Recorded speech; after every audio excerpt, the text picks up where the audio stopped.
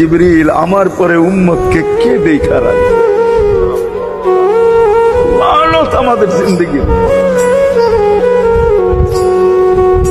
লানত আমাদের জিন্দগির উপরে। এমন জিন্দগির থেকে জমিন ফাইটা মরা যাওয়া উচিত। আমি তো মাঝে মাঝে বলি আমাদের জমিনটা উল্টায় যাওয়া উচিত, যে মৃত্যু সময় বলতেছে আমার উম্মতকে কে দেখা রাখবে।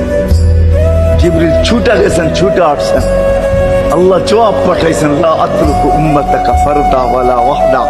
বন্ধু চলে আসেন, আপনার উম্মতকে আমি দেখা রাখবো, আমি দেখা রাখবো।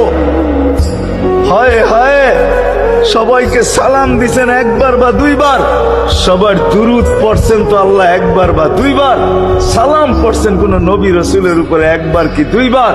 আর বন্ধুর সালাম প্রতি জুমা ইমাম আছে, খতিব আছে, ইমামরা একটা আয়াত পড়ে কোরআনের, ইন্নাল্লাহা ওয়া মালাইকাতাহু ইউসাল্লুনা আলান নবী ইয়া আইয়ুহাল্লাযীনা আমানু সাল্লু আলাইহি ওয়া সাল্লিমু তাসলিমা।